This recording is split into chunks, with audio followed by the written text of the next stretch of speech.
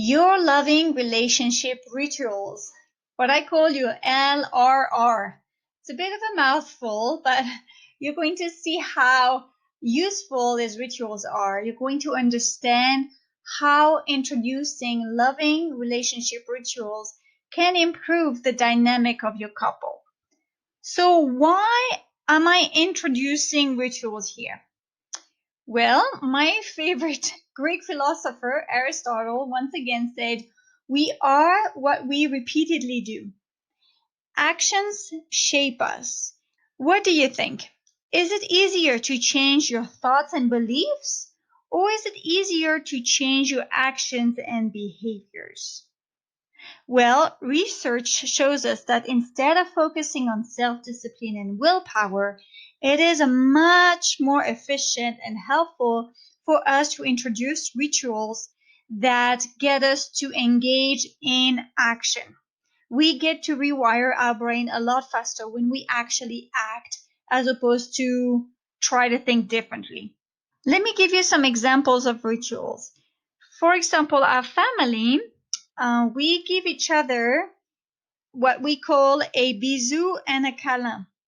It's French for a kiss and a hug.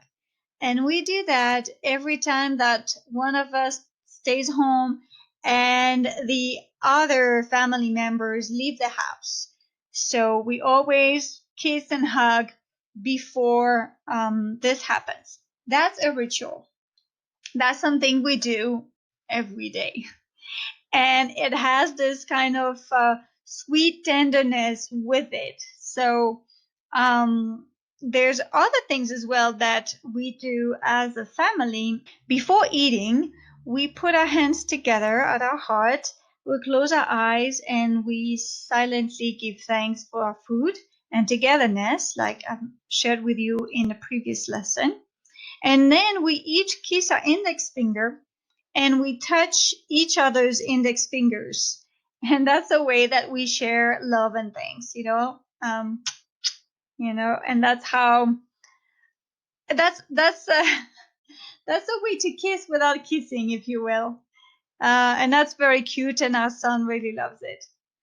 You can have a ritual of sharing a cup of coffee quietly with your partner, or giving each other a flower or a pretty rock that you found on your way back from work.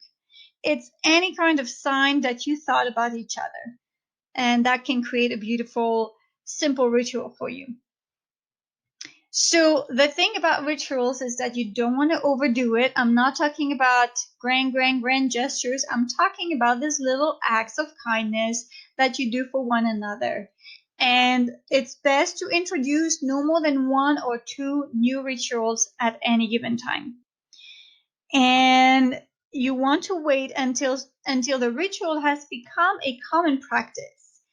And it's become such a habit, repeated enough times that it becomes natural.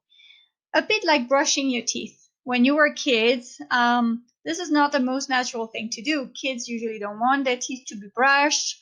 They fuss about it, but through repetition, eventually that is something that they learn to do on a regular basis so that they don't even think about it. And in adulthood, we don't think twice about brushing our teeth.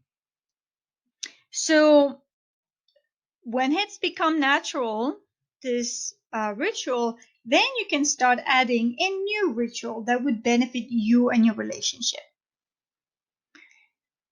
So I'm going to invite you to create or revive your very own loving relationship ritual.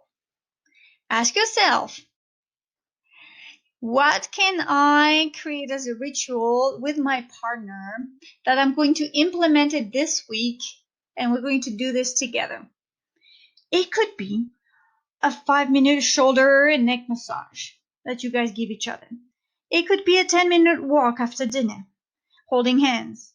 It could be a 10-minute cup of coffee or tea that you share before the kids are awake in the morning. It's anything that promotes this little moment of connection, love, and it's just for the two of you. Kind of your little secret, or your little moment for just the two of you. And it is not the time for you to talk about organization, to-dos, serious conversations, issues. This ritual is dedicated to love and connection and just being in the present with your partner and rejoicing in this moment. So, what is it going to be for you? Write it down in your worksheet and implement this very week. I will see you on the next video.